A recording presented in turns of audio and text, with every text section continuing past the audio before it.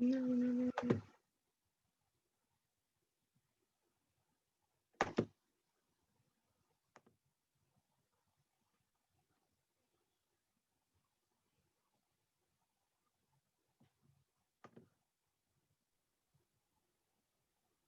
Hey, Stephen, how are you?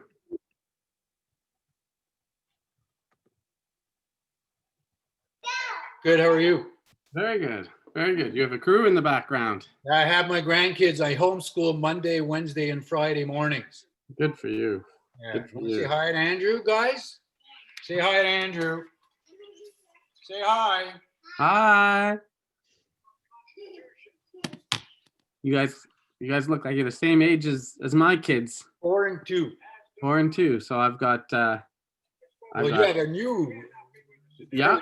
Well, she's almost 18 months now, Oh so my she's getting God. close to 2. So yours are right in the middle because I've got 18 months, almost 4, Yeah. and just turned 6. Nice. Yeah. You have your hands full. Yes, I do. But I also have wonderful grandparents like yourself who do my homeschooling for me. So Parce que c'est en français, c'est pour ça que c'est moi qui le fais. Ah oui. Oui. Ouais. Pour le plus vieux. It's a challenge, buddy. Oh my goodness. I'm so. I think what the teachers are doing is amazing, but I also think that they're totally lost. Yes, 100%. You know. Yeah, especially the fact that they can't be with other children. That social factor is so huge. Yeah. Yeah. All right, so I got to do something here. Okay, I got to get their lunch finished. Okay.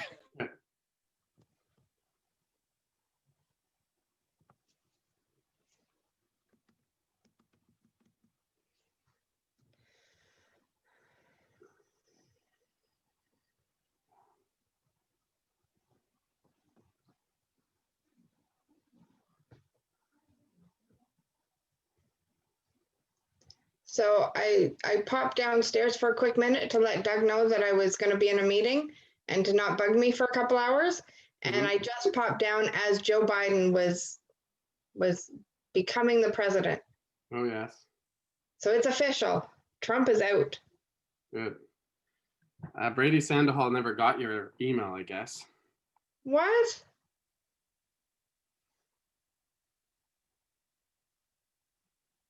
And I didn't Google. Yeah, so.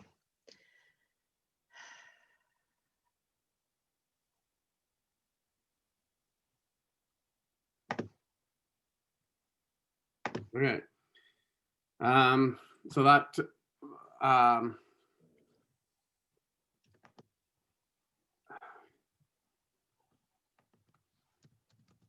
okay.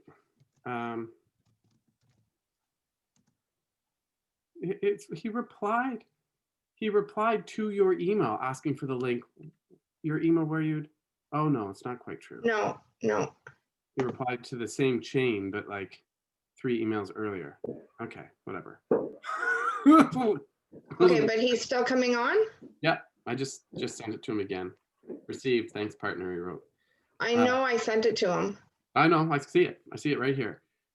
So we could probably play that music as people start coming on. I guess there's nobody here yet, maybe. Oh no, there's 7 people here now. Perfect, let's play it. Okay, maybe soon. No, unable. Huh. Well, I don't think we're going to get to it.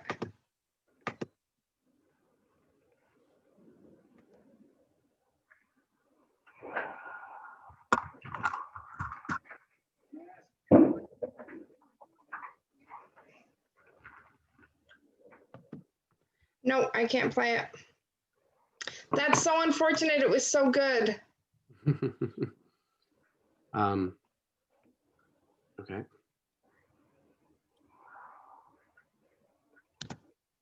You gave up very easily. I haven't given up. Hold on. Come on, vaccine.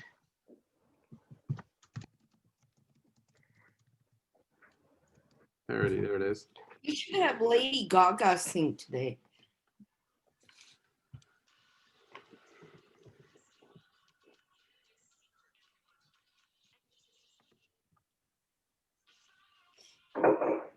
Hold on.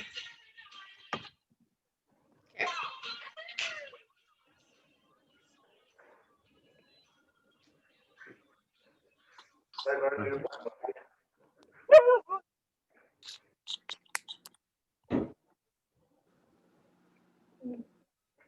Are you able to make me, when you're done this, no rush, can you make me co-host at the same time so I can just help with if anybody needs to be muted or anything throughout the meeting?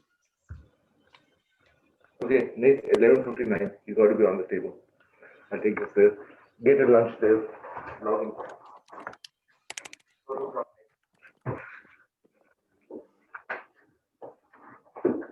Remember, I have the headphone there.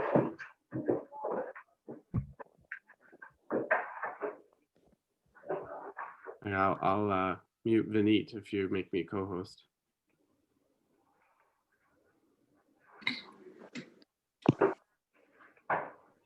What time is it here? We're getting pretty close.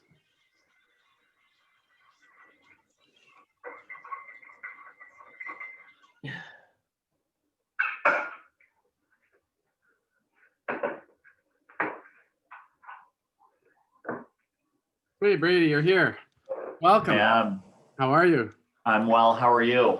Very good, thank you. Good. You staying warm up there, Andrew?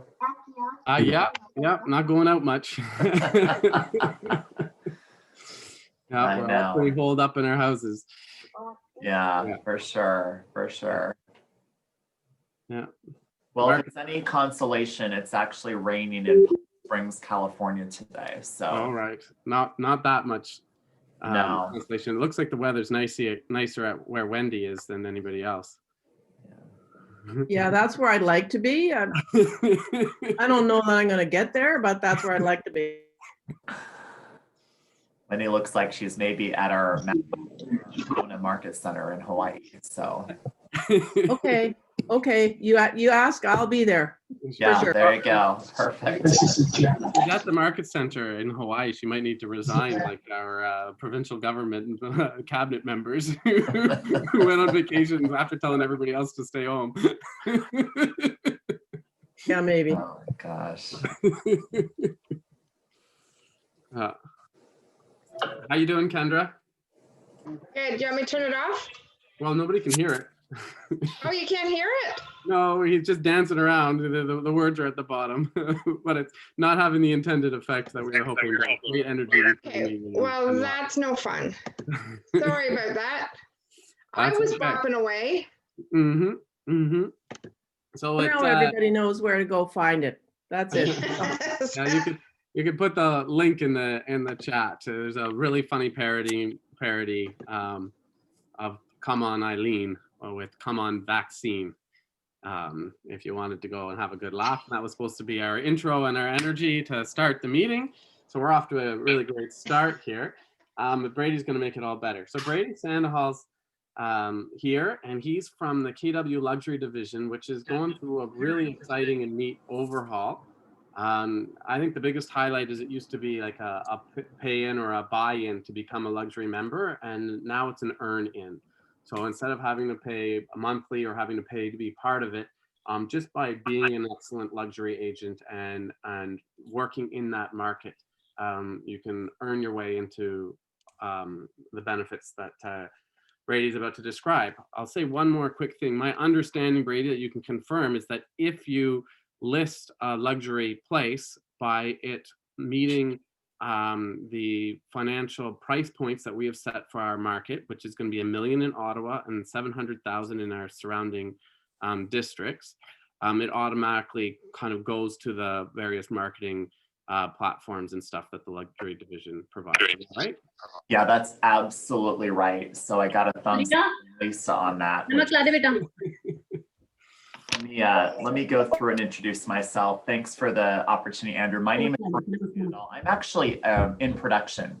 I lead a team of 15 wonderful ladies and gentlemen, and we specialize in the luxury market space. And about 1.5 years ago, I approached Gary and said, I have a feeling that Keller Williams sells more luxury than we give ourselves credit for. And so we dove deep into the data, and I can address this from a US. I appreciate you allowing me to do that this morning. So when we looked at Keller Williams just in the US, and we looked at the top 25 metro markets, Keller Williams sold more luxury real estate than any other brand or franchise. That's important. And with Canada, we understand it's a little bit more difficult to capture the data as quickly, but we are looking at the data with regional and market center leaders. Having said that, we realized that we needed to tell a new value proposition and a brand new story. At this point, we now have both. So the thing I want you to know is that Keller Williams used to have a paid membership. In fact, in Canada, of the 3,700 agents working with Keller Williams, only about 24, 27 specifically, were paying members. Under the new Keller Williams model, there will be over 100 of you that will earn in based on the new performance standards. So we already have a larger community than those that were paying to be in it. Now, there are basically 4 columns I want to share with you. The first column is a brand new story. And that brand new story is going to be told directly to all of us in the company, as well as our customers, and of course, the competition. And that's going to give us credit where credit is due. Not only are we the largest real estate sales force, and we're now the sales force that sells the most luxury real estate. Number 2, the second column, to Andrew's point, if you list a property, or I should say, when you list a property that is above the luxury floor, and Andrew commented $1 million for, is it Ottawa proper? Is that where we're going to set the boundary? Yeah, Ottawa, basically. Like Ottawa had about a bunch of mergers and stuff. So there's, you know, Gloucester and anything that's part of the city of Ottawa is $1 million. And then there's, I don't know if you want to call them counties, but what would be the right term? Like there's, you know, areas outside that have their own municipalities outside that are all 700. Okay, so good news. So that's good. So any agent who lists a property above those luxury floors for that particular area will now be allowed to market those properties as Keller Williams luxury properties, which means regardless of the agent's performance, it's focused on the property price. You can put the Keller Williams luxury sign in that yard. You can use all the collateral available to you, download from command, no cost, and there's no need for a membership. So now all of our ladies and gentlemen, when they have the opportunity to list a property deemed luxury, can market that as a luxury property.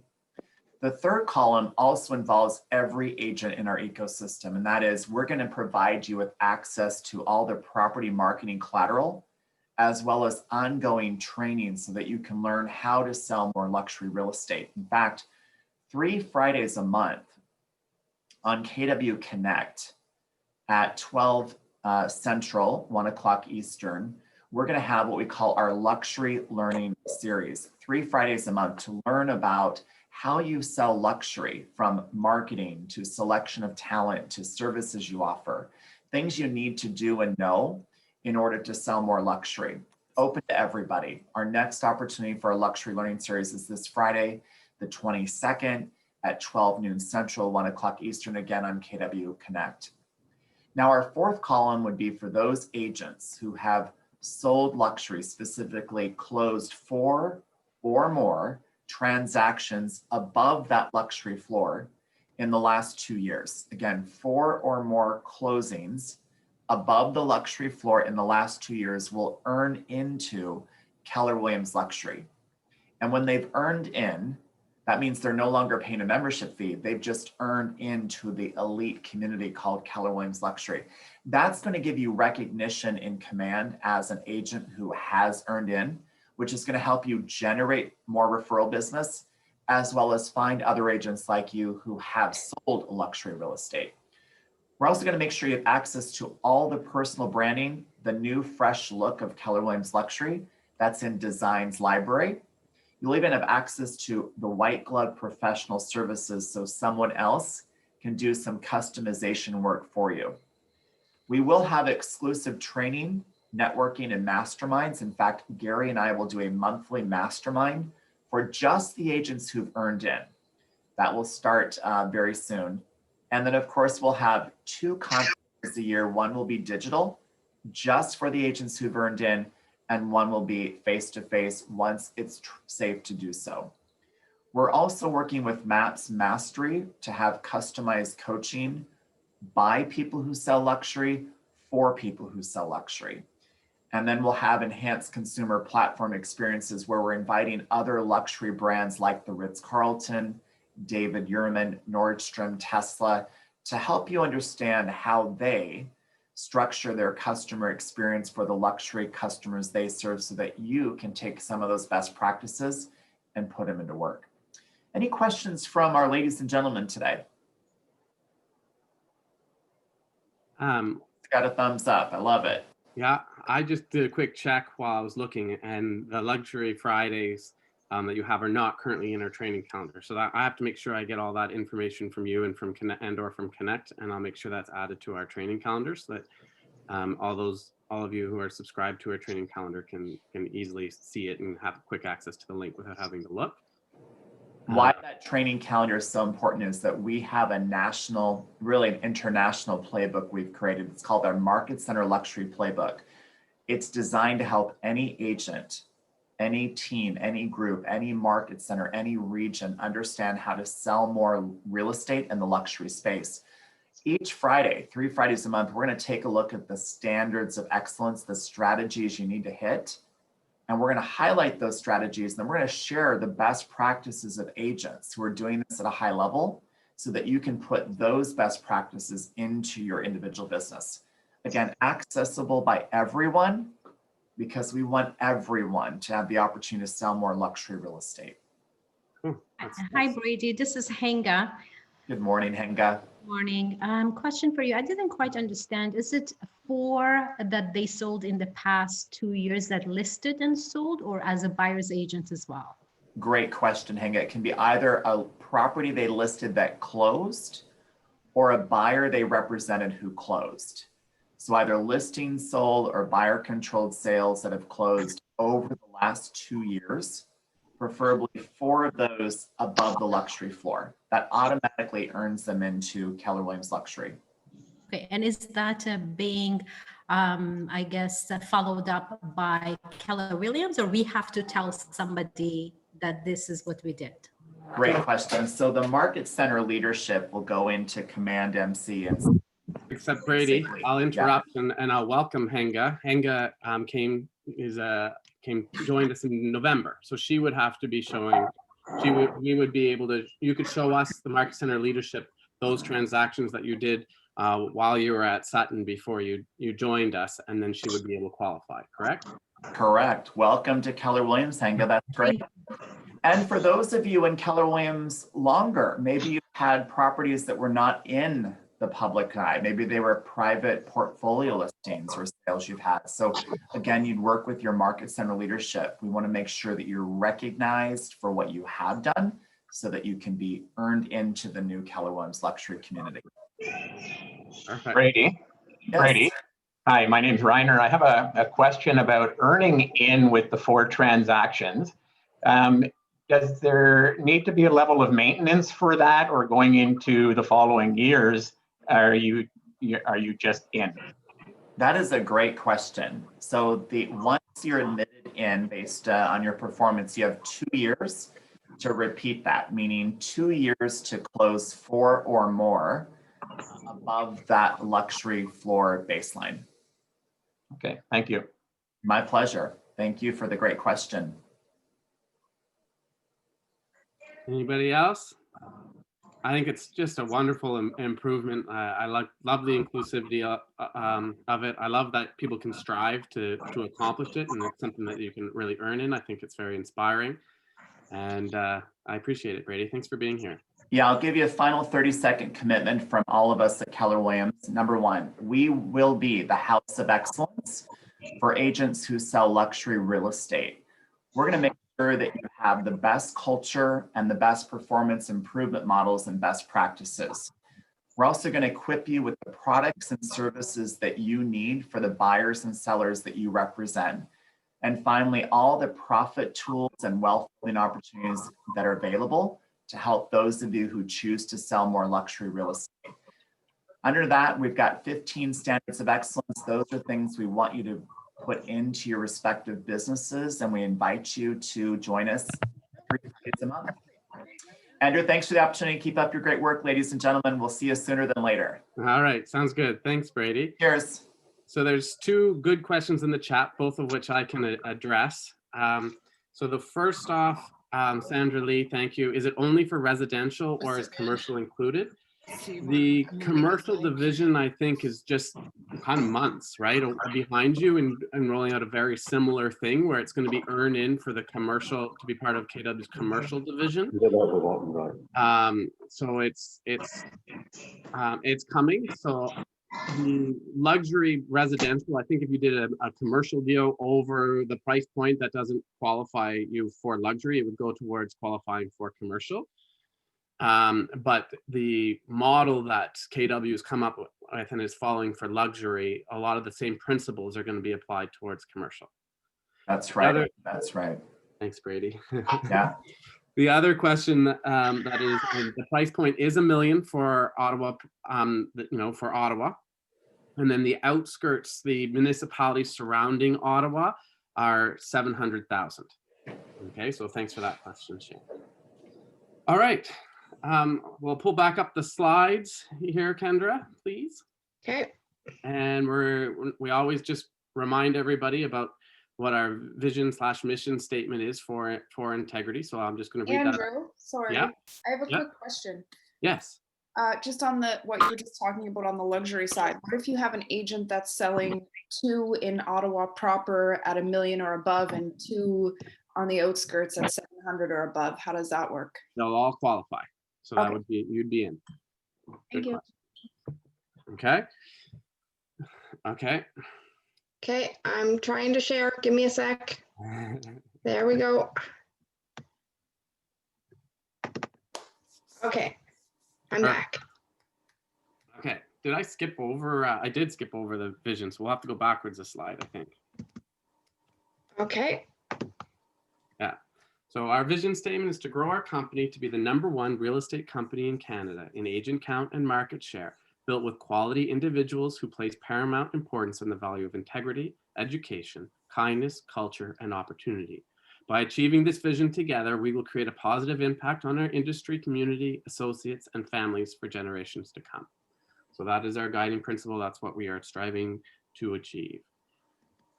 Now I'd like to introduce Tim O'Carroll and Aus to talk about the mortgage market and what's going on out there. Thank you. Hi, everyone. How is everyone doing today? Hope you're doing well and staying safe and healthy. I'll start off, obviously, and just let everybody know the fact that, obviously, from the financial side, this market has been a whirlwind of fast kind of emotions going on, especially on the lender side, where the fact that we're trying to keep up as quick as possible. Appraisals, rates, obviously, are a whirlwind of just information passing by, as well as a lot of people know the fact that one bank in particular offered under 1% this past year, which was a huge difference as well. But what I want to talk about, if you can take me to the first slide, if that's possible, Kendra. Thank you. The next one. Yeah, perfect. Excellent. So I want to obviously have the opportunity to let everybody know that obviously not only did home prices stay on track throughout the pandemic, and obviously pace quickened, the benchmark price increased 8.5% in Canada in total in 2020, or almost 5 times the amount, 5 times the rate of 1.8 in 2019. So obviously we expect the solid momentum to be sustained in 2021 with a gain of at least 8.4% and underpinned by tight demand supply conditions in most regions of the company. And we see price support softening gradually over the course of the year throughout the setting of a more modest 3.9 appreciation, obviously. But when you take a look at this, it just tells the fact that where we've been in the past from 2014 all the way up to, obviously, actually the slide before, if possible, Kendra, all the way up to 2022 kind of thing, where we're going right now. Last year, yeah, we had an overall 8.5%. Now, you guys know this, but when it comes to the financing side, it's really interesting because the fact that this is across Canada, and when it comes to house value across Canada, so it's been really interesting. If you can take it to the next slide, Kendra, please. Now, gains will obviously be strongest in central Canada, BC, as well as obviously parts of Atlantic. Now, we do project price trends to stay firm in most regions of the country, taking property values basically up to 9.6% in Ontario, and obviously in Quebec it'll be 9.0, as well as BC 8.6. Now, of course, the outlook for the prairie provinces remains comparably weaker. The economic challenges facing the region will continue to weigh on prices through, though we expect the increase in Alberta after a nearly 5-year decline. So we're actually expecting the prices in Alberta to actually rise, after a 5-year decline. Newfoundland and Labrador are the only provinces which actually do forecast a very small minor drop of 0.4%. And this will actually continue a 6-year running low. And then, of course, it's important to understand that the upswing property values in BC, Ontario, and Quebec isn't just a big market story. The pandemic has heated up prices in smaller markets too. In fact, we are seeing stronger gains in smaller markets than in the core urban areas because downtown condo prices are likely to stay flat through much of 2021. So that's actually really important to understand. If you could take me to the next slide. Excellent. So this one here I like. This is actually coming from our standpoint of obviously rates. Okay. Now, there are several other risks to be mindful of. The pandemic is obviously a top one, having potentially a severely disruptive activity. The good news is mass immunization is in sight, which should mitigate some of the risk. Slumping immigration, if it continues, could sap the housing demand. To date, the plunge in immigration has primarily affected the rental and to a lesser extent, condo markets in Canada's largest cities though the impact could spread to other housing categories and markets. So strong, apologies. So obviously you just need to understand the fact that obviously huge demand in the past obviously has not predicted the same in the future for the 2021. And obviously finally, should signs of market overheating emerge, this obviously could promote policymakers to intervene and tighten rules or impose new restrictions in order to cool things down. So it's really important, obviously. As you can see on the blue line in the screen, again, that's actually the Government of Canada 5-year bond yield. When bond yields tend to rise, so does the market. You can kind of see that back in 2010, as well as in 2018, where there were rising effects that kind of followed the bond yield. So we feel that the rates are going to go up a little bit, but again, we still feel the fact that because the Bank of Canada is not raising obviously prime, there's still an opportunity that's not going to raise very much. And this last slide, which is coming up right now. Yeah, so basically, this is basically continuing the slumping effect in the fact that obviously right now we have seen a little bit of a downturn in the sense the fact that there is a projection that it's going to be increased in 2022, but 2021 it'll be down because of the fact that obviously a lot of people are not able to come into Canada or not coming in the same amount of volume coming into Canada because obviously the COVID-19. So first off, again, there's just a lot of different things happening in the market right now as well. Again, rates. What we are seeing the fact that right now, a lot of people are losing out on offers. You guys will obviously see this too as well. But on the upside for RBC, our firm approval is huge right now. We're winning huge gains in grounds over our competition because of the fact that a lot of people are finding that houses are going for astonishingly higher prices.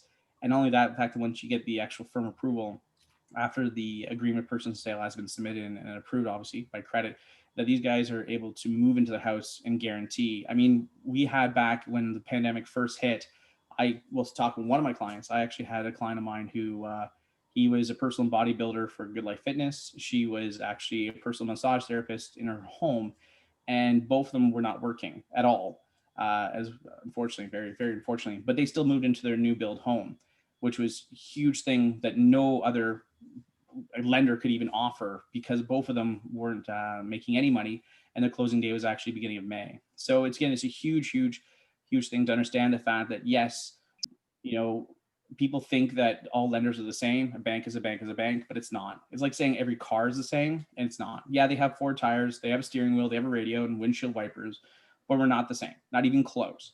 So RBC has definitely categorized themselves as being one of the bigger ones. And this year, 2020, we've actually gained over 34% of the market in all of Canada for mortgages. So I'll let Aus take it from here. Thank you very much, everyone. Appreciate it, and stay safe and healthy. I don't think Aus is here. I think it's just Madame Jenik. Right. I mean, Tim Sorry. O'Carroll. My wife's a teacher, so sometimes she controls the Zoom. I apologize. That's okay. That's great. Thank you very much, Tim. Very much appreciate that. And you'll see in the slide later, Tim and Aus and RBC, amongst others, were one of our big sponsors for our 12 Days of Giving. So I want to thank you for that again, Tim. That was fun. That was a lot of fun. I'm glad it actually went through with someone actually getting the movie theater before the second wave of lockdown. So yes, perfect. Perfect. So now I'd like to introduce our 2021 Agent Leadership Council. So Jean Richet is back as our technology committee leader. Caroline Reese and Helen Tang are doing the social committees. Stephanie Kreplin is the growth committee. Stephanie McLeod is running the education committee. Brittany Brown is the social media committee. Geraldine Taylor, culture and Red Day committee. Mustafa, the health and wellness committee. And Helen is going to be working with me on the equity committee. Jean, are you here? Are you muted? No, I'm all good. You're all good. Would you like to introduce your committee and let anybody who's interested in joining your committee know what your goal for the committee is this year? Yeah, for sure. So I am in the chairperson of the technology committee, and our one thing this year is that we intend to have a minimum of 50% of all our agents using smart plans. So as some of you may know, I am pretty passionate about technology, and we are going to be achieving this goal. So we're also looking for a few more leaders to join our membership or committee to be able to participate in helping other agents, training agents. And our goal for the committee, for all the agents that are going to be in our committee, is to be able to add 5 additional transactions, because you're going to be part of the tech committee, and we're going to be doing a lot of training and applying what we can do in command. So I'm pretty excited about it, just because I know that we can reach our goal. And so stay tuned for all our new training, additional training. So if anybody is interested, I would be more than happy to have more people in our committee. So just comment in the chat box or the chat section, and then we'll be reaching out to you to be part of our tech committee. So if you'd like to be under Jean's wing and be learning all the latest and greatest in tech and following all the great practices, and I believe by doing so, you'll probably earn at least 5 new transactions in 2021 just by being on the cutting edge along with him. Just put your name and tech committee in the chat, and we'll gather all those names and reach out, and appreciate your help on the tech committee this year. Caroline, would you like to talk about the social committee?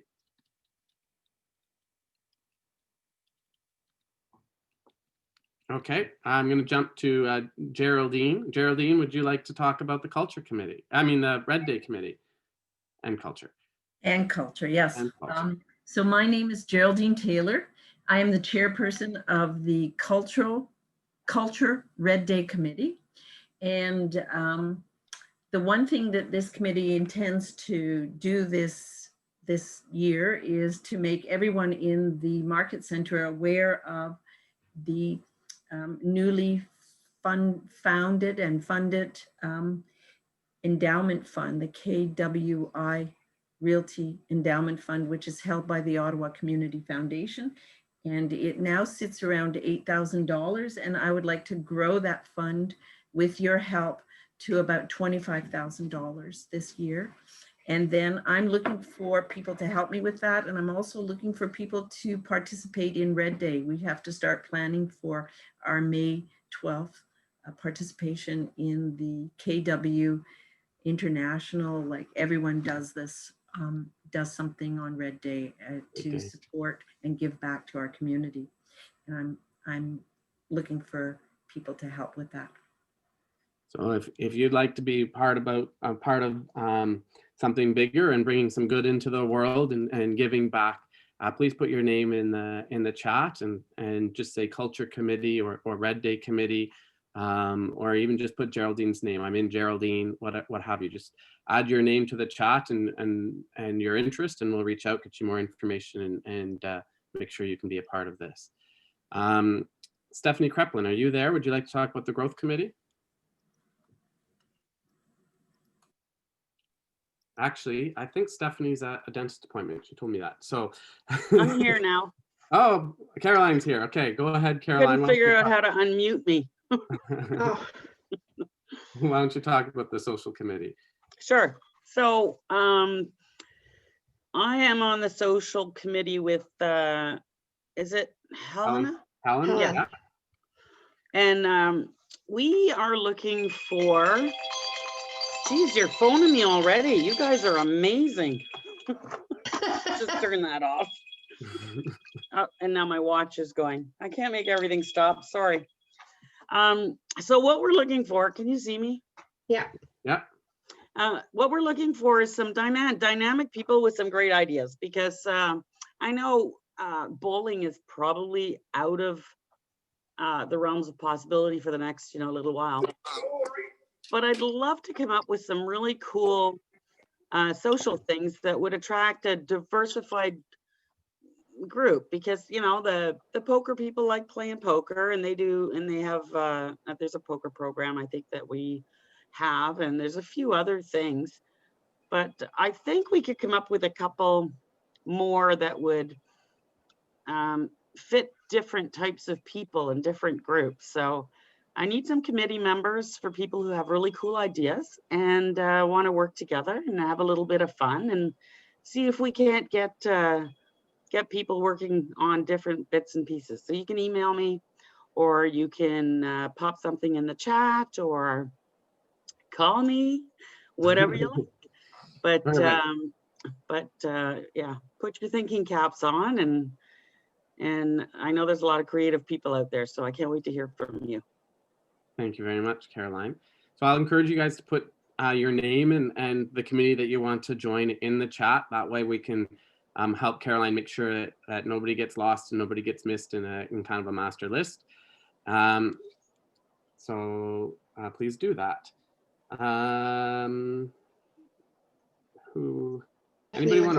Any other committee member who want to raise their hand and speak to their committee? So I'm trying to see who's here and who isn't. I could go quickly. Perfect. Thank you, Stephanie. I'm still sitting at the dentist, so I'm not coming on camera. But I am the chairperson for the Growth Committee. And the one thing this committee intends to achieve first is that I would like everyone within the Growth Committee to grow their downline by at least 2 people. And I want to help chair and create events. It's obviously going to be tough with COVID, but I think we have some better plans for this year to help other agents at our office also grow their downline. I keep hearing about all these paychecks, extra money that people have coming in. So I think we should be a part of it and help grow KW and get the word out on what a strong, awesome brokerage we're at. So yeah, if you would like to grow your downline and you'd like to help the office grow and reach out, please do reach out to me. I think it's going to be an awesome year. There's going to be some fun events, and it's going to be a good one to be part of. Perfect. Thank you very much. All right, so I'm going to speak to a few of the goals of some of these other committees. The Education Committee are looking to create 20 new education activities. By joining this committee, you will represent the agents at a similar level of business of you and be able to influence the training counters to the needs similar to you of where you are in your business. So really, we're looking for a diverse group on the Education Committee that's excited about various learning opportunities and coming up with great ideas and relevant ideas, both to where you are and to the rest of the brokerage and the business. So don't think that you have to be a top agent to join the Education Committee. We're looking for a nice broad range of people in order to come up with some 20 new great education courses and ideas. guest speakers, etc. Brittany Brown is going to be leading a social media committee. Brittany has a phenomenal social media presence and really has grown an extraordinary business, not just around social media, but let's say anchored in a huge social media platform. And the goal is to have, along working with Caroline as well, have 5 posts per week that increase agent engagement. And the committee members will learn successful social media strategies and help create posts that will also move your own social media presence and business forward. So I think it's a huge opportunity to learn from each other and be a part of something bigger in helping create a better social media presence for your own business as well by being part of that committee. So put your name in the chat if you'd like to be a part of the social media committee as well. Mustafa is, Mustafa, if you're here, speak up. Otherwise, he's going to be leading Chris's charge, Chris Scott, as the ALC member from last year, to help committee members and the KWIR family who choose to participate to be held accountable to your physical, mental, and fun wellness goals. They did a really great job with step challenges and all kinds of great things last year. And while we're in COVID, I think the mental health and the physical health is something that we're all struggling with. So if you want to be a part of the Health and Wellness Committee and helping each other get through all this, I think that's a wonderful committee, and please put your name forward in the chat. And this is a brand new committee for KW this year, the Equity Committee. We're going to be looking at celebrating diversity and promoting equality, and then really appreciating the family that we have within KW Integrity, making sure everybody is welcome and shared a real culture of inclusiveness, etc. And so if you want to be part of that, please put your name in the chat for that as well. So I'm very excited about this ALC committee. And if you haven't been a part of a committee in the past, I really encourage you to participate, feel a part of something bigger, and have a lot of fun this year. So not to worry, Stephanie, I've taken care of it. We're all set. Next, I'd like to thank the outgoing ALC committee. It was an extraordinarily challenging year. COVID hit our outgoing committee right in the middle of it, and they had made plans and invested a lot of time and a whole bunch of stuff and preparations that all of a sudden couldn't be done. So if everybody could just give them a big round of applause. Kendra, do you mind going to the next slide for me, please? Yep. One back. So Diane on the culture committee and Anne on the social committee, they kind of shared duties, co-chaired those 2 committees. Stephanie Kaplan was on the growth committee last year, so she's going to be moving forward with a lot of her great ideas that she started developing last year. Jen Parody on the education committee. Again, Stephanie and Jen actually kind of co-chaired both those committees and worked really well together. Chris Scott, we talked about, did a wonderful job with the health and wellness. I know he's still excited to work with Mustafa and move forward some of the ideas that they were doing last year. Tanya Cole in particular had a really rough time. They'd done so much work, and that committee had done so much work on Red Day only to be, it just all to be squashed. So I'd like to give a big round of applause and thank you to Tanya.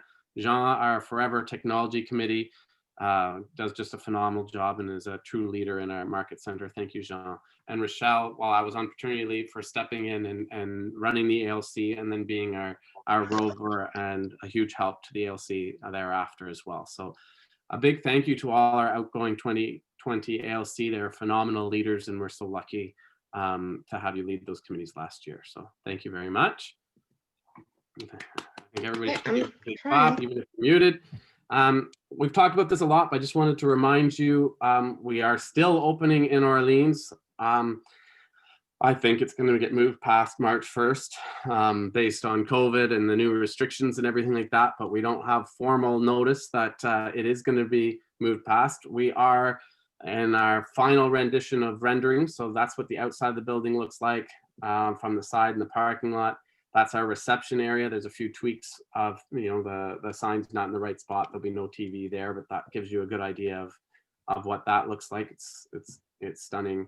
The kitchen is stunning. That's their kitchen area and one of the closing rooms. This is from behind that kitchen island that you just saw going upstairs. The doors are wrong, the same doors that we have in our current office, but that's kind of the hallway up to the reception. and the ceiling goes straight up in this area. And this is our mobile center. It's modeled after like an Apple store. The windows that you see over top the counter, that overlooks to the kitchen, and those windows actually go all the way back down to the countertop. So it's a really cool mezzanine, open, airy space that overlooks the kitchen and the closing rooms and all that stuff. That big white space that looks like you're just walking off into space is a nice window outside, kind of showing the parking lot area there as well. So it's an absolutely gorgeous office, just in line with all of our other offices. We're very excited about it. That mobile area just to the right, those are little Superman booths, so you can step in, close the door, and make phone calls in private while you're working in the mobile area. A lot of thought has gone into this design, and we're very, very, very excited about it. I think it's going to be one of our favorite offices when it's finished. So hopefully March 1st. No promises as we're not in control of COVID, but it's also a great opportunity if you know anybody in the East End who's either at Keller Williams before or might be interested in joining us. We're really excited to be, these renderings are going to be finalized now, making with those changes. If you wanted to have these renderings to share to anybody, to tell them about our new office, just reach out to me and I'm happy to give you this collateral along with a little package that you could pass on to anybody who you think would be interested in our KW office. Bless you. Bless you, Tracy. Oh, sorry.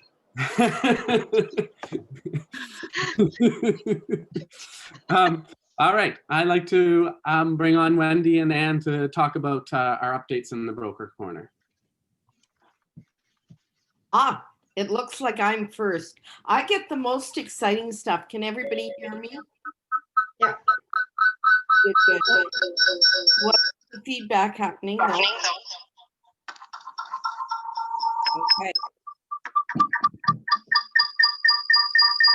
Uh-oh. Okay, can I try again? Yeah. So this morning I emailed everybody because I know everybody's as excited about the documents and the form as I am. So you have a PDF of the revisions to the standard forms and clauses that your Ontario Real Estate Association does for you. So I wanted to start today just to give background a bit to start with, and just say that down in Toronto, the Ontario Real Estate Association has a committee. I've been there live and sat and watched them read suggestions and talk about whether that will be a good revision or a good form to have. So do know, if you have ideas, you have somewhere you can send these ideas. And what you all probably know is you have to use the most up-to-date form. And that's so important. So learning to use web forms, which you find when you go into Matrix, web forms, you need to use the most up-to-date forms, means you should be using something called templates. If you're not understanding how to use the most up-to-date forms, call me on the hotline and let's talk about it, because I want to make sure you understand. If you review the PDF, you're going to see there are a variety of changes that have happened. So some of you download a form and you leave it on your desktop, it's fillable and you keep reusing it. Well, that's a problem, because you really do need to use the most current forms. So that's really exciting, right? So how many new forms, thank you, Andrew, at least one person laughed. How many new forms did the committee create during 2020? Well, only 2. The 2 brand new ones are REA Form 129, notice, change to completion date or other information, and an email cover sheet. Those 2 are brand new. And what I learned by listening to the webinar, when they talked about the updates, is their REA Form 130, the fax one's been around for a while. I wasn't actually aware of that. And they did major revisions to that one. So it's right in line with the email cover sheet. And I'm going to link those 2 together in a minute. But first, I'm going to jump back to number 1. So notice change to completion date or other information. when can you use this brand new form? Well, if you're using the standard AREA clause for completion to be moved up or postponed, so that's the completion standard clause number 1, 2, or number 4. Those are the only 3 ways. This form's going to save you a lot of time. You can change the completion date and the title search date on this form.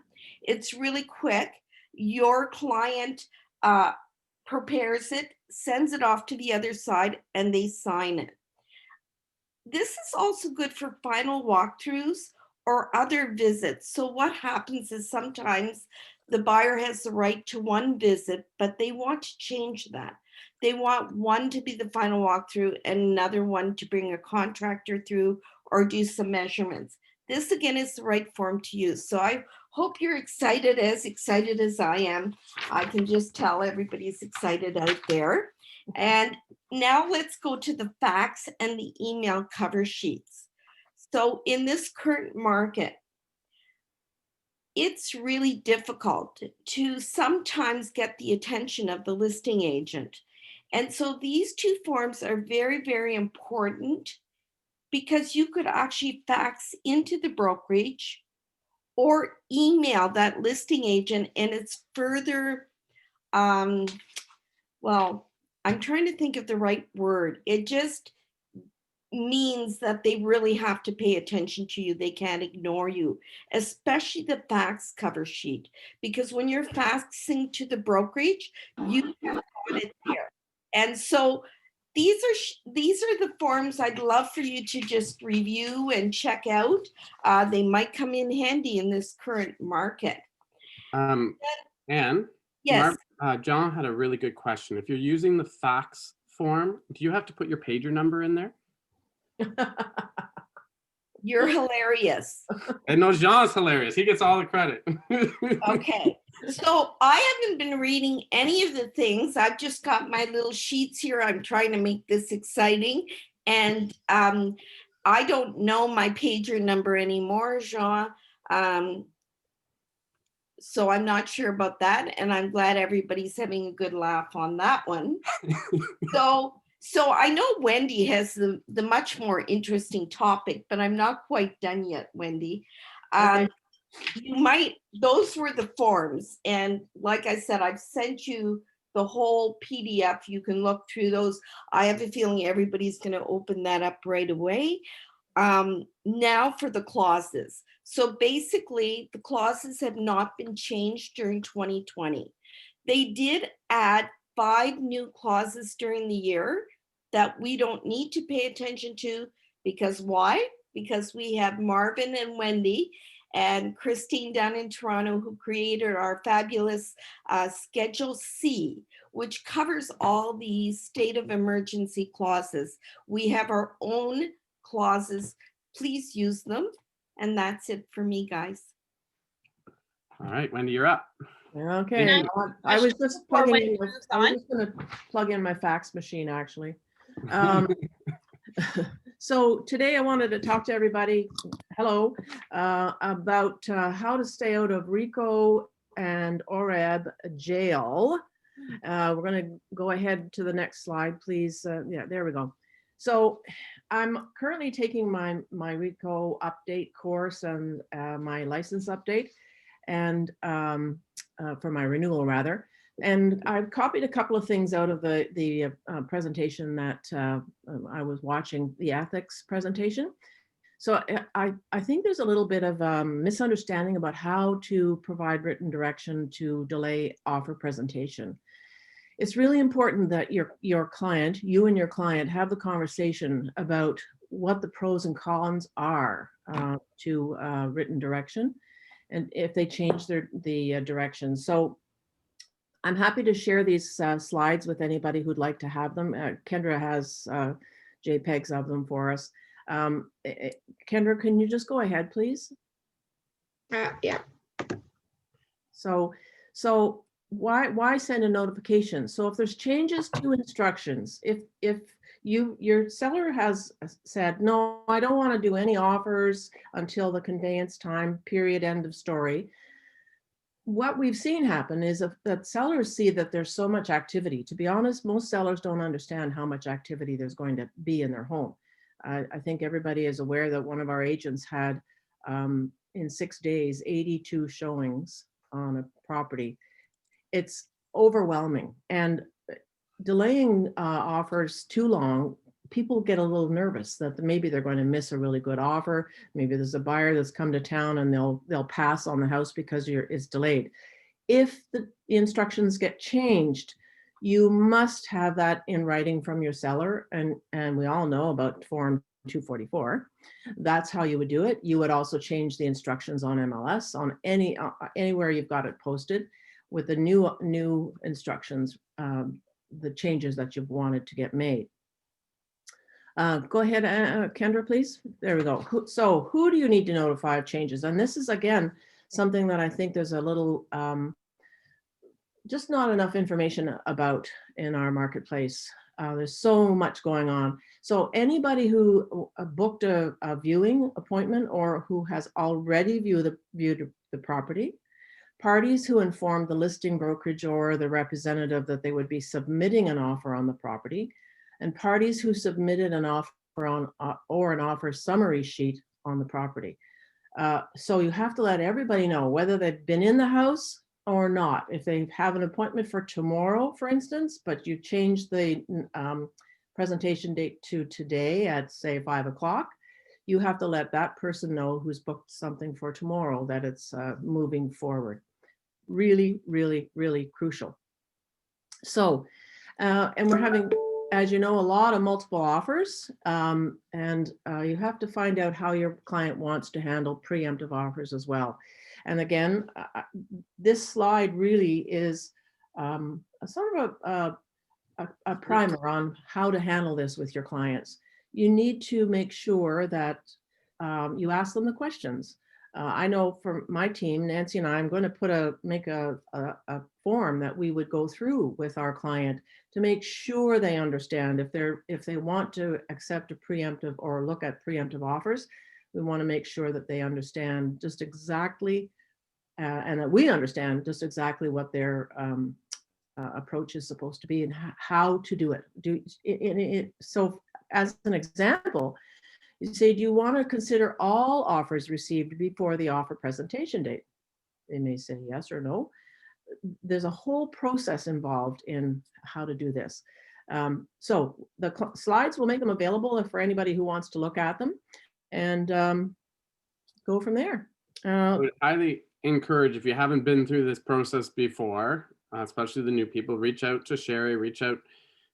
If you're not in coaching, if you're on a team, reach out to your team leader. If you're not in coaching or on a team, reach out to Anne and Sherry when you're going into that situation. And you know, like what Wendy said there was very much an overview. I think you need to dig in a little bit more about exactly how to handle that process and have some guidance from people who've been through it before. And we're here. Andrew, if I could just add in here as well, with so many offers coming in on properties, it's very difficult to handle them all, and you probably need some help. You probably need somebody with you to deal with that, to make sure that you handle the offer process properly, because you have to let everybody know how many offers are coming in, and you have to keep everybody updated. I was involved in an offer yesterday, and initially there was one offer. All offers had to be in at 11. There was one offer. And by 11:30, there were 21. Mm-hmm. So it's very hard to manage. And so any of us will be happy to help you manage that as a partner, just to help you manage the numbers coming in. Any I questions? have a question. Yeah. So just what you just mentioned, you know, most people are holding offers to a certain time, and offers are to be submitted by X time on Y date. Mm-hmm. I find it just interesting that listing agents are getting so many offers after that time frame. So I just am wondering kind of what the rules are based around that, because it seems like it's almost unfair to the agents and the buyers that have submitted on time, that we're going from 10 offers to 35 offers because people are submitting after that timeline.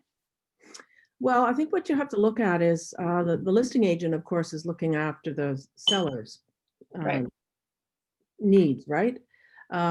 So just because someone says the offer presentation is going to be at 11, whatever it might be, doesn't mean that it has to be. There's no rule around that. There is no rule around that. They can, if I were putting in an offer and my client hadn't got it back to me by the time offers are supposed to be in, I would let the agent know I'm bringing an offer, and I think they would wait for me to bring my offer in because they want to see all the offers. Okay, so there's no real rule around that aspect of it. Okay. No.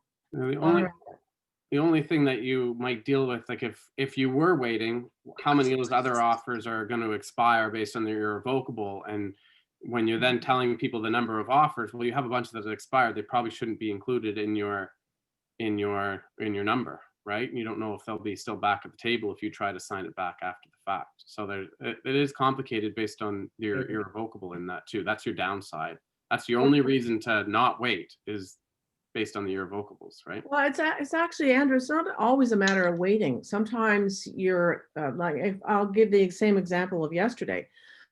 My client went in with an offer at the house that needs a lot of work, and she didn't go in at a good price. And I went back to her when I saw how many offers there were and said, do you want to improve your offer? And she did. I let the agent know that I was improving my offer. This was well after 11 o'clock in the morning, well after. So, but the listing agent is working for the seller, right? Thank you. Okay. Can I add a couple 2 cents worth here, or 2 nickels? I'm not sure. Pennies aren't around anymore. I truly believe, and what I've heard on the broker hotline, it's how many offers you have by the time you're presenting and what your seller is feeling. So if you've got texts coming in and emails coming in, I'm bringing an offer, do you wait for them? Well, I think typically your seller does want you to wait. But you could have a seller who says, we've now got 12 offers and I don't care about the rest. Mm-hmm. Have your seller put that in an email or a text to you. I think for those of you who've seen me present at other meetings, like I say, emails are evidence, and so are texts. And so the seller really is the person given that instruction about how long to wait, in my opinion. Wendy, do you think I'm correct there? Yep. Yeah, oh yeah, absolutely. If the seller says, no, I need to get this done. We have, like you said, Anne, we got 12 offers, let's move on. Then the agent, the listing agent does need to let everybody know that there will be no further communication, no further offers received. So yeah, it is a good idea to get your offer in early or on time at least, to make every effort. But again, sometimes buyers, they don't listen to what we have to say all the time. I know that's a shock, but that's the reality of what happens. They just don't, they do want to do their own thing. I'd like to, sorry. Can I interject? Go ahead. Yep. As a listing agent, when I'm on the seller side, obviously, I'll put in MLS that I won't accept any offers after a certain time because it can lag on forever. Yep. So I think, as listing agents, if we make that very clear up front, we're not accepting anything after 4 o'clock, right? It at least keeps the lines of communication very black and white, very clear. Mm-hmm. On the buying side, I've really pushed this thing of, okay, offer presentations at 6, but you have to give 24 hours. I've really pushed it and said, you can't, that you're either presenting at 6 or you're not presenting at 6. Which is it? And I'll only give 2 hours. If you're presenting at 6, how long does it take? It's not rocket science. Mm-hmm. So you can still push your short irrevocable times, right? Yeah, you're certainly allowed to do that strategy. And I think in some cases it'll work. In some cases, I still think they'd probably come back to you if you're past your irrevocable and try to say, yours was the best past the irrevocable and try countering it if they have 24 hours on all the other ones. So I think it's a good strategy, Stephanie, personally. I just want to remind everybody about the social that's on tonight at 5:30, being hosted by Wendy and the team here. And also the kickoff meetings in the morning, because we have a lot of talks around these kind of things, people who end up going into multiple offers. And it's not that they have a per se question, they just want to have a sounding board and talk about what they think and what they're doing. And we all just kind of collaborate and work together to help them through it in a very relaxed, social manner, all learning from each other. So if you're kind of just looking to kind of socially talk about what's going on in your business and stuff, 9:30 in the mornings on Monday, Wednesday, and Friday, and 5:30 tonight might be a great social area to discuss that and chat and learn from each other. Sorry, Andrew, it's 5. We have to drink a whole bottle of wine or a whole beverage between 5 and 6. That's the time. Sounds good. Can I offer one other quick hack? Yeah. One thing I've always done in the last 2 years with my clients is the day before, I have them sign. If they're not coming in at their max, or if they're not quite sure and they have some room to go, I'll have them sign 2 or 3 offers the day before that I have written direction of is only, so they're all signed, they're all ready to go, because you can't, where are you going to be? Maybe you're in a car, where are they going to be if you're countering offers? But it's like 0 offers, here's my offer, 1 to 3 offers, this is our offer, and if there's 3 or more, highest and best offer. Yeah, I do the same thing. That's smart. And it just, it's taking the emotional out, so they're not getting caught up in the bidding war. It's done, so you communicate it to your client that you've sent it, but it's already written direction, so you don't even technically need to do that because it's giving you the written direction, and it makes your life way easier. And the clients, sometimes they'll change their mind in the end. Well, okay, we'll give another whatever. But I mean, it takes 90% of that last minute, well, what do we do? Right. And scrambling to, so that's just a suggestion to some people. I've worked very well for me. Yeah, Yeah, I think for that both, would yeah. that would reduce the stress a lot too of your client, because they feel like their decision is made instead of them always wondering about if they're doing the right thing. And for both sides, because now everybody's working from home, you never know when a meeting will pop out. So they know they are safe. They know their best offer is there in case we need to put it in. So yeah. I use the same. Excellent. Can I just make one other point? What we've also seen periodically is a buyer agent bringing in an offer and they want to reduce their commission when they're in multiple offers because they want to put that ahead. What has happened is that you can have a comment in your rep remarks, if the seller agrees and if it's in writing from the seller, that you will not consider any offer with reduction in commission from a buyer agent. It levels the playing field. It's very difficult to put an offer in when you're competing with somebody who wants to take 0 or 1% commission, whatever. Yeah, everybody has to be aware of that if that's the case. They could have that same they could still be doing that with their client, just between them and the client in a form of rebate. So keep the offer on the same platform as everybody else, but then behind the scenes, they could be offering a rebate where they may have offered a little bit more money than they would have otherwise at the lower commission, knowing that, right? So that's a very good point, Wendy, because it's not like you're stopping them from doing that. You're just facilitating the process. Yeah. All right. Sure. I think I had another question, although we're running out of time here. Did somebody else have one last thing on this topic?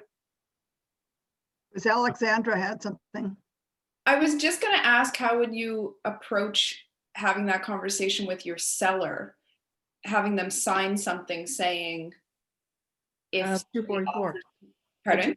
A 244. So have them sign a 244. Anytime there's any kind of special instruction, or if it's at the listing table, then you could put it in the terms of the listing. Yeah, I guess I'm just asking, how would you approach that with them? Because why would they want to sign something that says they have to pay less commission?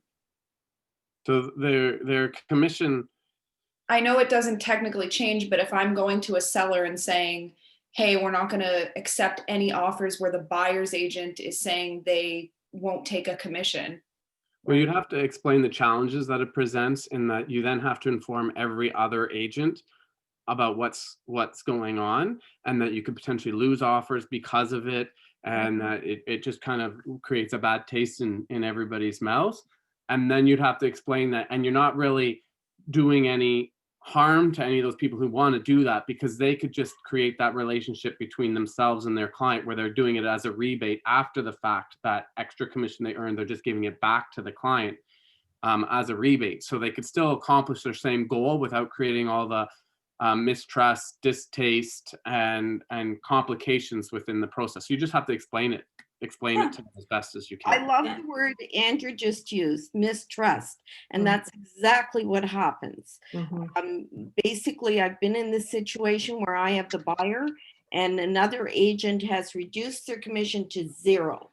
And now I have to tell my buyer, well, there's one agent, they're not going to get paid at all.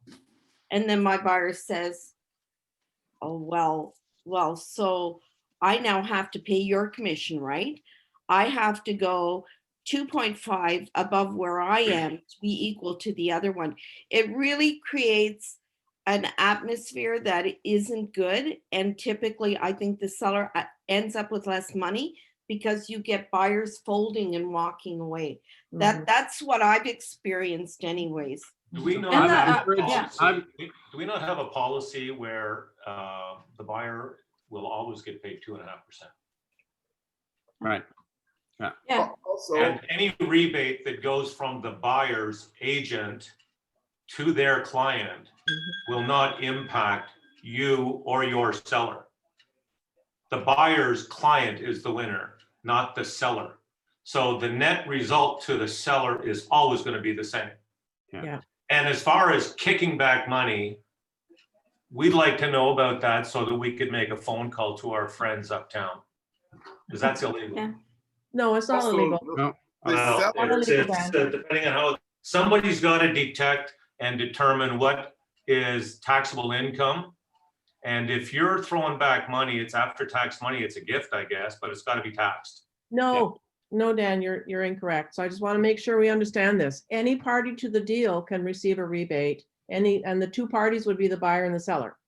They can receive. As long as the agent is documented what they sent back. It's on Who the gets trade taxed? record. It's What- done Yeah, on it's the gotta be on the trade record. Dan is right and Wendy is right. It has to be documented. It's typically on the trade record, etc. Yes. Yeah, it does. You're correct. So through the brokerage, the rebate is recorded. Oh, Yes, I think we just woke Shane up. But the seller signed the listing agreement at 5%. A buyer sends me an agreement cooperating at 2%. I say thanks for the other 0.5% and I'm collecting 3. That's the end of it. That could be how you want to handle it. The problem is you now have to inform every other competing offer that you have somebody who's presented their offer at 2%.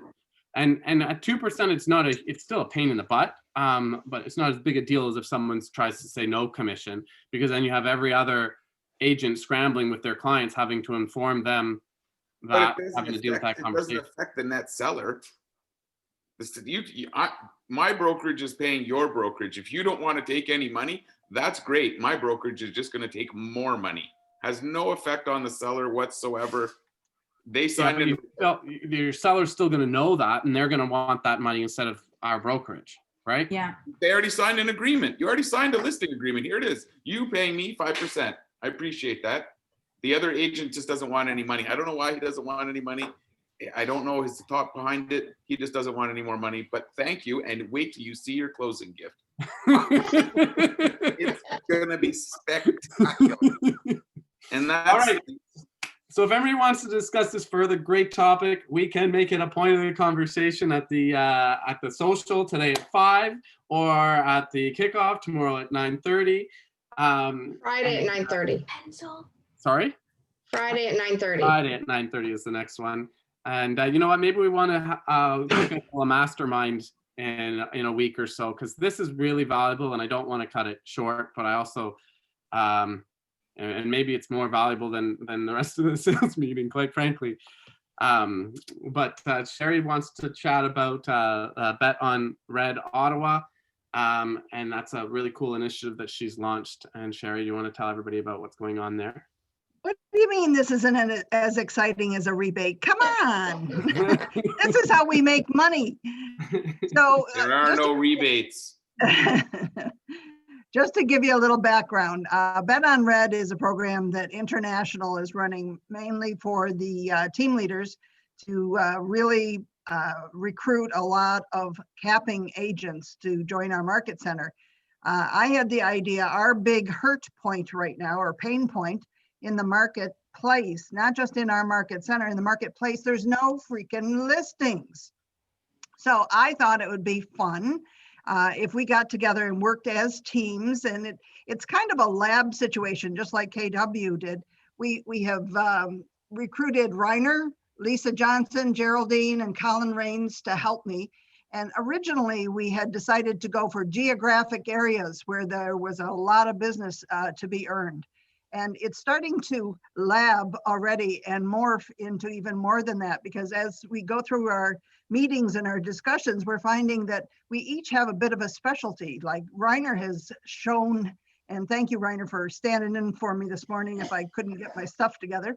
Reiner has really shown as being the cold call or phone call king. So if you have any interest in getting listings by going after the cold calling aspect of it, he's going to be your guy. So whether you want to join a group in your area or whether you want to join a group for the specialty that you want to go after, we're going to be there for you. And the idea behind this is to disrupt our entire real estate board and show that KW is the go-to brokerage to get lots of listings this spring.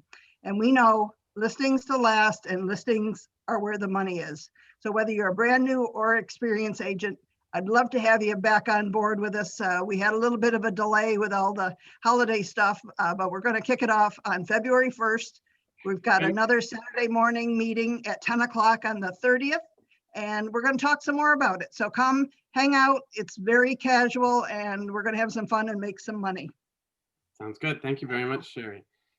Family reunions coming up February 15th to 18th. Registrations are open. Also, if you are looking to build your downline and want to invite a recruit to it, we will do kind of 2-for-1, or help you purchase the ticket for them and have it coming from you, and help subsidize your own ticket or what have you. So reach out for that. Family reunion.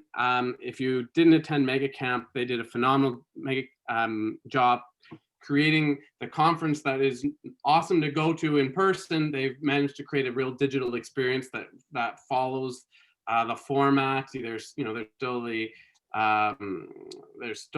exhibit hall with all the different exhibitors. There's still opportunities to network and face-to-face. And they do a lot of really great things still. Learning streams where you can learn all about either leverage or listings or all these different topics with all the best instructors and personalities and sharing and collaboration from the top agents. So, and you don't have to stand in lines. You don't have to get on an airplane. You don't have to be out of your home. It's all right there for a tenth of the cost of actually going to what would have been, and this is where I get sad, Las Vegas this year. I still have never been to Las Vegas. So I was looking forward to family reunion in Las Vegas, but now it's way more accessible to everybody. So if you want any more information, just reach out to anybody, follow Facebook, or just go to familyreunion.kw.com. I'd like to welcome a whole bunch of amazing agents who've joined us. Sapir Safai, welcome. Abuzar Shaiki, welcome. Henga Neri, welcome. Maran Afzali, welcome. Dan Scarf, welcome Dan. Min Tran, I'd like to welcome Min as well, and Chloe Boudreau. Melissa Facio, welcome to Melissa. Welcome Amanda Heath. Scott Moore, JF Perez, Trevor Kerr, Heather Meunier, Amber Sauve, Lita Tahiri, Sahani Gangwal. And I want to congratulate everybody there. We went through that fast, so we're short on time, and we want to respect your time. But I want to thank everybody and congratulate everybody who grew their downlines there as well. We have a huge amount of cappers. Congratulations to everybody who capped in November 2020. Sal, Mike, Wendy, Brittany, Amanda, Nancy, Christina, Dawn, Kathy, Bruno, Greg, Shane, Julie, Jean, Caroline, Chris, Tamara, and Amanda. Quite a month. Congratulations to everybody. In December, our cappers were Nancy, Katie, Joe, Amy, Mitch, Martha, Yangping, Monuk, Christine, and Kathleen. Congratulations. What a great Christmas present, capping, well earned. Big congratulations to everybody who got their first sale in real estate. Michelle, Yorgo, Cassandra, and Bria. Congratulations to you all. It's a big excitement. Normally we give everybody a cap who is a capper, and you get a special pin for everybody who did a first deal. We will put those aside, and you can get them kind of when everything's over, and we will still be giving out caps. Yes. I don't think we've got that organized for everybody yet, but if you want one, reach out and we will certainly get it to you. And same thing with your first pins. I think that's really exciting. We also want to thank everybody who has been with us for an extended amount of time. Highlighting Teresa and Nancy, who have now been at KW and Wendy for 18 years. Patty, 12 years, incredible. Mary Robinson, 11 years. Lisa, Reiner, Eric, all at 6 years. Greg, Patricia, Sarah at 4 years. Matt, Heidi, and Marilyn at 3 years. So thank you very much. We really appreciate everything that you bring to our team.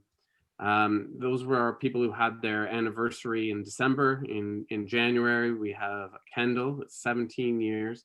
AJ Sunak at 14, Miette 12, Mitch 10, Sherry 6, Cassandra at 4, Glenn and Eric at 4 as well. So thank you very much, everybody. We really appreciate you, and I look forward to many more years.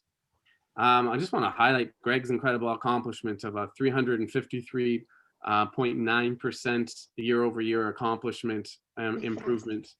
That's incredible growth for, I believe this is the month of December in business. Eric Morin, 1,700, Mitch, 486, Vineet, 289, and then all amazing accomplishments. It was an amazing year, a very challenging year, and you guys have just done a phenomenal job.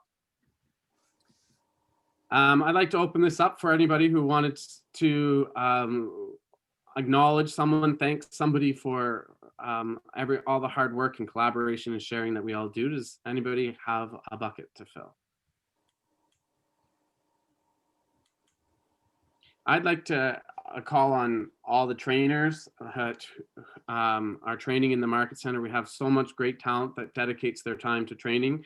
And I really want to point out that I don't think it's appreciated enough. And often, especially if you're attending the training, just realize that these people are volunteering, giving up their time and sharing their experience. And I would really encourage you to attend as much training as you can, and make a real point of showing your appreciation for these people who are offering their expertise and hard-earned knowledge that they've had for the years, especially to the newer agents to help you accomplish your goals. From the Market Center, we couldn't be who we are and have the culture that we're trying to create without the culture that you bring to the group in collaboration and sharing. So I think that's my big bucket to fill today. Is I know sometimes people don't show for training, or it's not said enough how important and how much that time is appreciated. So that's the big bucket I'd like to fill. Andrew, this is Henga. I'd like to acknowledge and thank Kendra. She's been amazing being there, being new. So thank you, Kendra. You're welcome. I'd like to reach out and thank Chantel once again, and Amrita for what is another record year for the Oaks Home team. We've gone through tremendous change, new CRM, new process, new outlook, and new team, and we still, through COVID, have still managed to keep putting one foot in front of the other and not going to jail. So those two need a big round of applause for that. Thank you. Well said. I have Heath has just commented and filled Sherry's bucket for the amazing job she's doing as a trainer and coach. So I want to make sure that gets acknowledged. Thank you. Anybody else? By the way, that looks like pot growing out of that. little bucket of yours. I'm wondering if maybe you got that from Shane. So Dan, tell me, how do you know that that looks like pot? I have 2 sons in their 20s, Wendy. Give me a break. Anybody else? I didn't inhale, by the way. Anybody else? Andrew, if that's okay. Yes, I do Myron. want to thank the admin team and impressive performance. We've had over the December was a record month in terms of agent performance, and we wrote 109%. We closed, sorry, contracts written were 109% written higher than the previous year. The closed units were up 63%, and the contracts closed volume was up 120%. I mean, in every area we exceeded. It was the best December performance, and this is reflected across the board in terms of what we've been doing. It's just really been off the charts, and the team did an excellent job, and I want to thank them really for keeping up with this volume that we've been handling.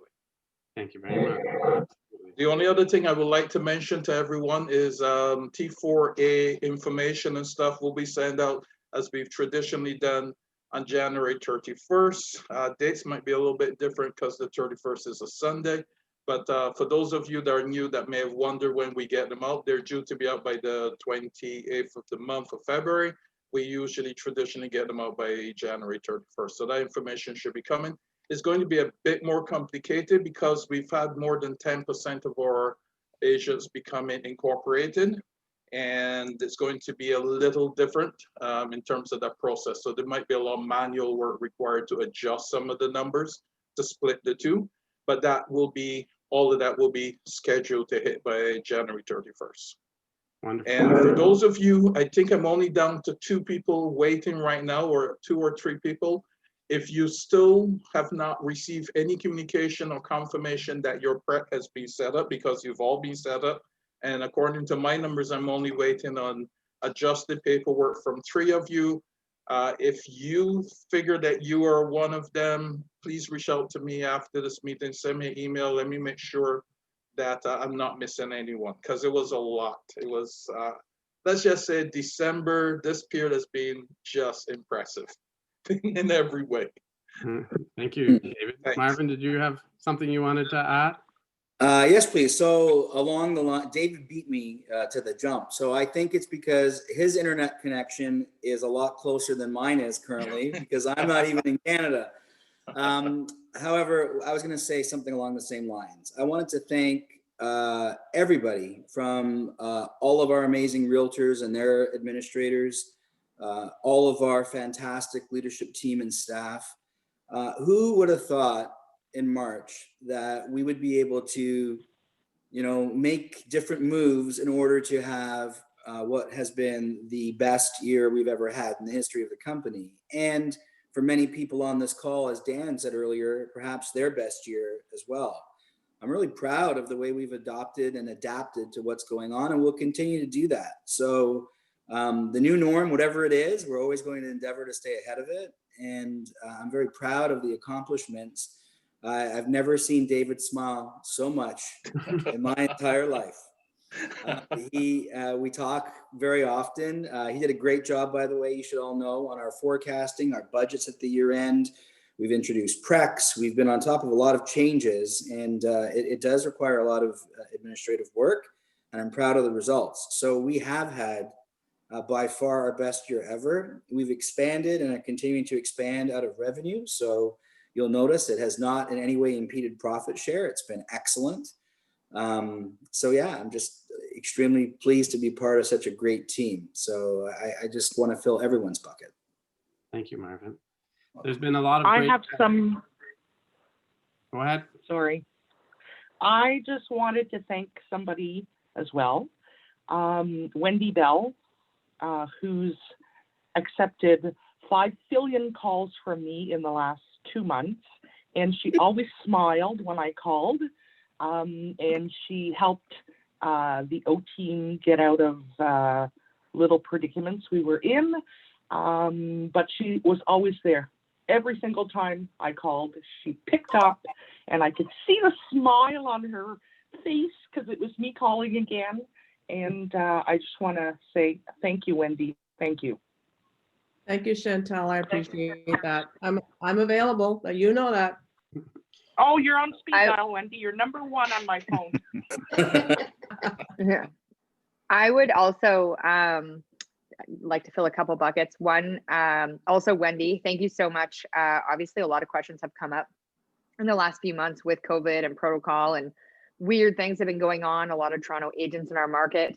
So yeah, thank you for always being there. And also, again, you can hear the smile on your face when we're talking to you, so we never feel like a burden. That might be to your fault for how many phone calls you're getting, but thank you. And the second one would be to Sarah Cameron. Yesterday I was in a major jam, and Sarah came and helped me destage a home, which everyone knows is not the funnest thing to do, and nobody really wants to do it, but she drove down to Orleans with me and seriously got me out of pretty big panic attack. So thank you to Sarah Cameron as well. Wonderful. Thank you, Stephanie. Appreciate it. Wonderful. I'd like to thank the management team, and I thanked them before for this, and I'll thank them again. Is we're seeing all these results, but I would say a lot of it would have to do with their foresight when COVID first hit and giving us Scott Leroy marketing and quick pages, and maybe those weren't the actual tools, but they saw what was coming and they prioritized, no, the right way to go into this was not giving us a discount on our monthly fees. It was giving us the tools to go do what we did the last year, 2 years. So thank you again, because it was that foresight and giving us the tools to go do this. It's why we're where we are now. And just, I wanted us to reflect on that. Thank you. Thank you very much. Thank you for saying that. Yeah.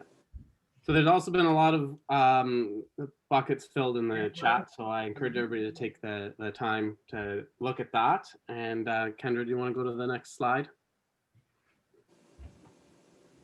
So I just want to highlight the 12 days of giving and update everybody. With the help of all of our sponsors, we were able to send over $1,000 worth of gifts and supplies to Naomi's Family Resource Center, over $2,000 to the Ottawa Mission, and we collected 84 pairs of socks for the homeless.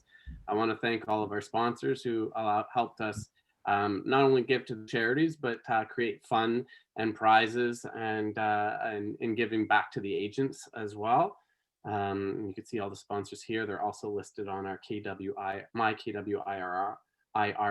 website as well. We have a lot of wonderful preferred suppliers that give back and do a wonderful job for our clients as well. So I wanted to highlight that. And here's the upcoming training that we have going on. And Leverage Series is going to be on March 3rd, 4th, and 5th with Stephen Hanlon. There'll be more information there. We have Command Transactions coming up next Tuesday. The property staging certificate, I think we only have about 10 people registered for that, and that's always a popular course. So check that out as well. And family reunion. Don't forget about family reunion as well. All right. Finally, we get to what I've been waiting for all day. So we are changing the Script Champion challenge a little bit. We're only going to do 4 people, and I knew that we were going to go over a little bit time in the sales meeting because we had so much material to bring to you. So we're going to regularly do 4 in order to create a winner, and we will have 2 objections in the final round and just 1 objection. Take a break. And just 1 objection to handle this time. I don't think we're gonna take a break, but you are welcome to take a break and run and get you probably won't miss too much in the interim. So our first matchup is gonna be Stephanie Kreplin versus Stephanie, you're not in a dentist chair, I hope. No, it's okay. Stephanie, are you in a dentist chair?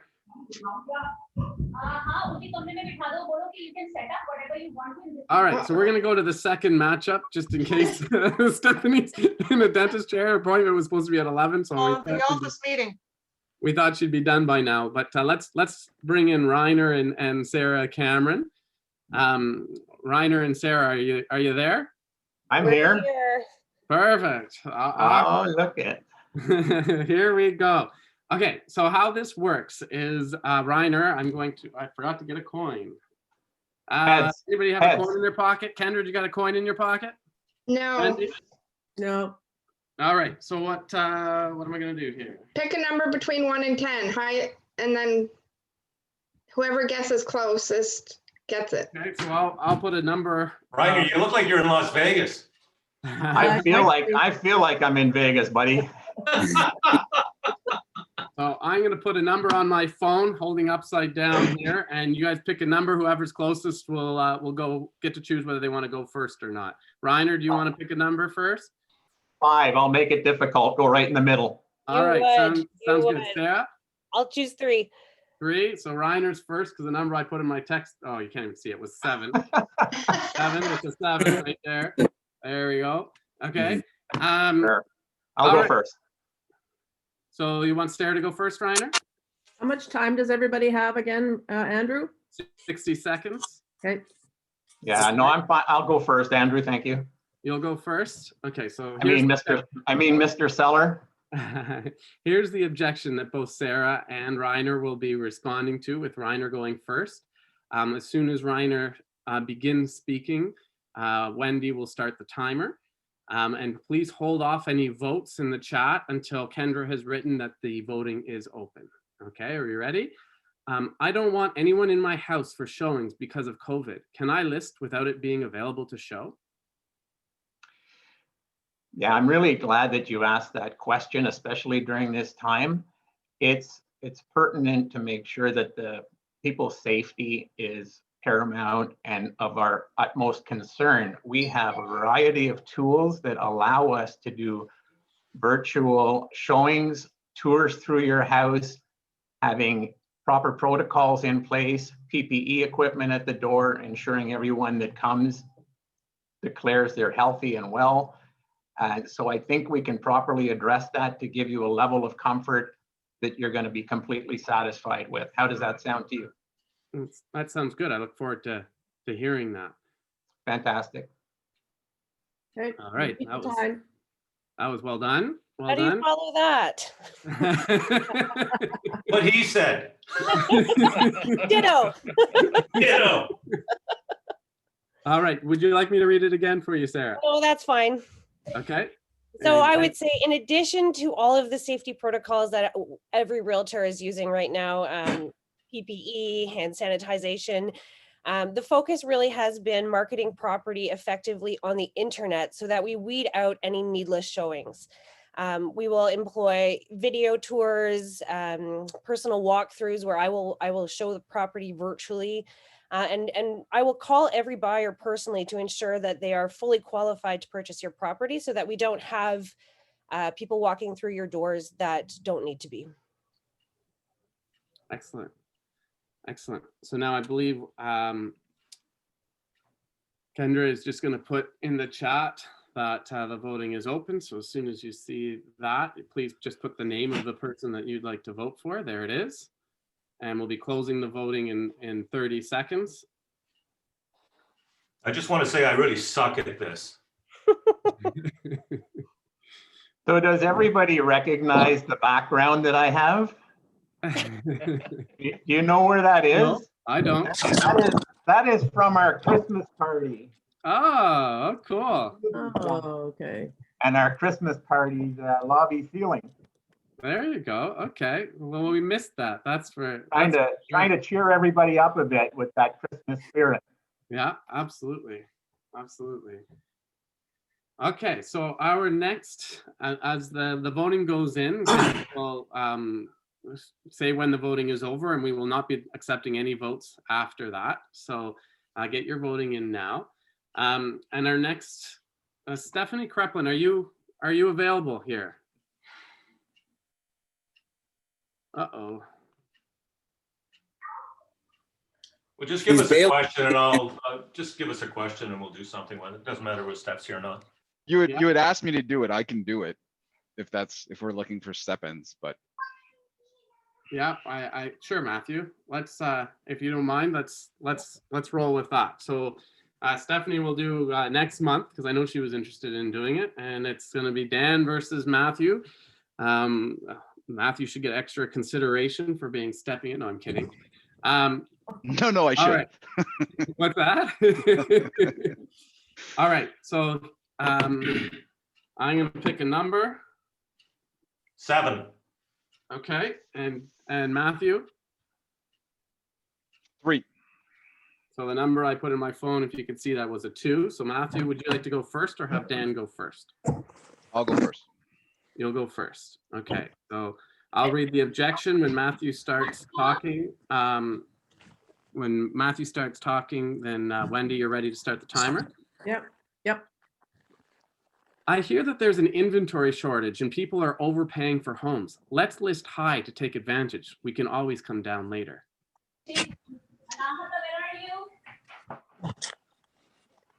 So there's different strategies for different markets. In today's market, what we want is to get the right amount of people through your home that shows enough interest. And when somebody's interested about your home, more people become more interested about your home. For example, we could list your home at 650. We could leave it listed at 7. Most people, when they're setting up their search, cut off at 25K increments. So you're going to get people who set their search up to 650, 675, 700. If we list at 700, those people aren't going to come through your home. I don't want to bring a bunch of people who aren't qualified to come through your home, but I do want to create enough excitement about your home that people see there's interest. We get multiple offers. Price too high, and you're not going to get the amount of offers that we need to push the right buyer into your zone. So I understand, but I can tell you, I'll show you comparable properties that listed at one price and what they sold for, and there's a big X. So I understand why you would think that listing high would get you the highest price, but that's not. Stop. Well done, Matthew. Very well done. Dan, would you like me to read it again, or would you want to just take it away? Oh, no, read it again. I want you to work as hard as I'm going to have to work here. All right, so here we go. I hear there is an inventory shortage and that people are overpaying for home. Let's list high to take advantage. We can always come down later. Well, it's an interesting proposition. Listen, we have a thing and it's called your appetite for the adventure. If we list low, traditionally what's going to happen is you're going to be on the market for, I don't know, 10, 15 days. If you list really high, generally speaking, we're looking at probably 2 to 3 to 6 months. If we list right in the middle, again, we're going to find the right price. We don't pick the price of your house. The market dictates what that price is. The issue with pricing high in this market, in my mind, is first of all, when we look at the average house sale in Ottawa, and I think it's around $560,000, which means probably 40 or 50% of the houses in this town are selling in that number. If you list your house at 7, you're not going to get any of those people. You're going to be between the 7 and the 750. Those people are not going to see your house. So it's important that we get max exposure and then move forward from there. Stop. Okay, well done. Mm-hmm. Very, very well done. Well, I like Matthew's better, frankly. We got, okay, good. Kendra said the voting is open, so it is open. If you want to get your votes in for Dan or Matthew.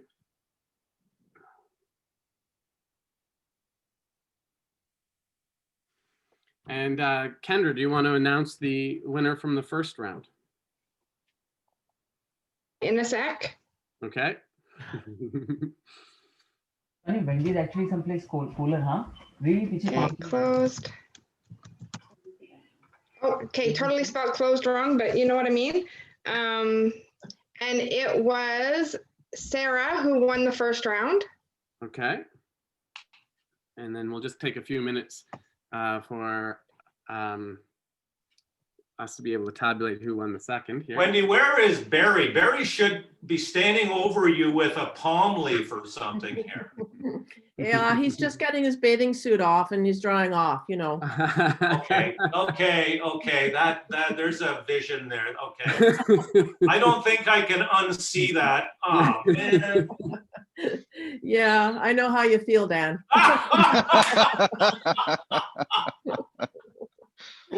Oh, boy, I'm looking forward to seeing him again. I think that is my. Not like that, but I just want to be able to share that with him. Thanks. I did a quick calculation, and I believe Matthew is the winner of the last round here. It was pretty close though. I saw it's me, Dan, me, Dan, me, Dan. So it wasn't I didn't even landslide see by it. any means. Nice job, Matthew. No, pleasure, Dan. All right, so it's Matthew versus Sarah in our second round. And we're going to do this just a slight bit differently in that we're going to go through two different objections. With the less amount of people, we still want people to have lots of value of hearing how you handle various objections, and the championship round is the most important round. So we are going to we're going to do the numbers thing, but then it's not a big deal because whoever goes first in the first objection will go second in the second objection. Okay, so I'm picking a number. And we'll see who gets closest. Matthew, do you want to pick first? 7, because Dan stole my number last time. All right, sounds good. And Sarah?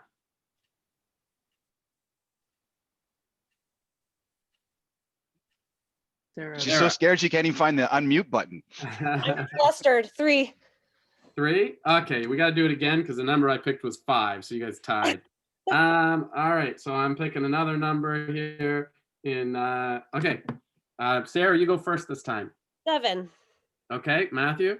3. Okay, and the number I picked was 9. So Sarah, do you want to go first this time or next time? This time. All right. All right, so here's your objection. When I'm done reading the objection, Wendy will start the timer and you'll have 60 seconds. Okay. Okay, and the other thing that we're doing differently, we're going to do one listing one. We have always only done listings in the past, but the second one that we do will be a buyer one. Sure. I need to sell ASAP. I'd like to interview you to list my home. Can we do it via Zoom due to COVID? Yes, absolutely. We can do it by Zoom.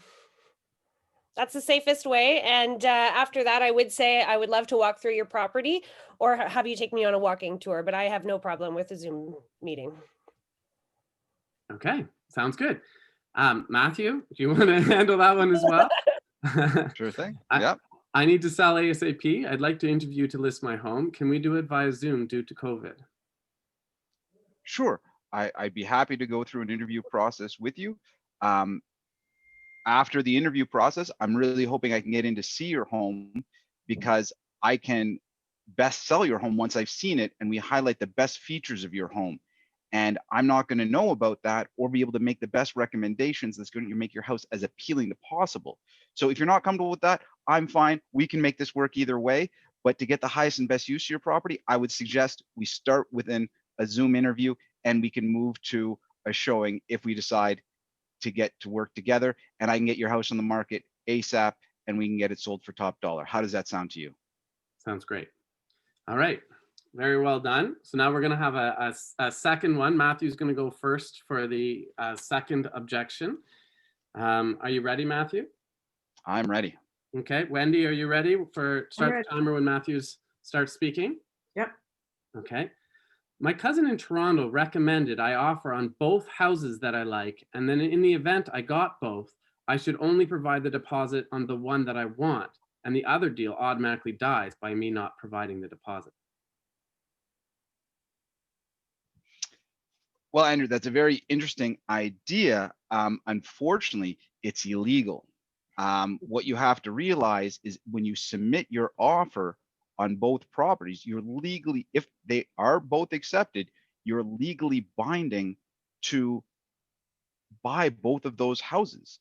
Now, some people may just let you walk away. Other people, if the market's gone up a lot or they lost time on the market or is very sensitive to them, could take you to court for what that was lost. And I don't think you want that. I don't want that because I have a professional reputation. So a lot of the reasons why my offer might get accepted over somebody else is the reputation I've built in the marketplace. And I want to bring that reputation to bear for you.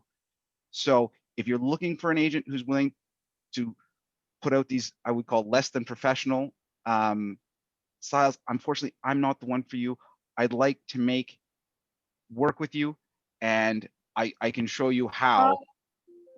Very well done, Matthew. Very, very well done. That's coming in, that's probably not one you'd expect, but it is something that we're starting to see in Toronto and seeing a little bit here in Ottawa. And I thought you handled it brilliantly, as I'm sure Sarah's going to handle it brilliantly as well. Sarah, would you like me to read it again? No, that's fine. Okay. So are you able to afford 2 homes at the same time? No, I'm not. In Ontario, when you sign a agreement of purchase and sale, you're signing under seal, which is considered the consideration. The deposit is not actually the binding part of the contract. It's signing under seal. You would therefore be potentially purchasing 2 homes at the same time. Okay. All right. Perfect. Good and succinct. Well done. Yeah. Very well done, Sarah. Kendra will put in the chat when voting is set to open. Please consider both responses to both objections. I hope everybody got a lot of value from seeing some excellent responses to some very challenging questions that are very, very relevant to what we're facing out there in this current marketplace.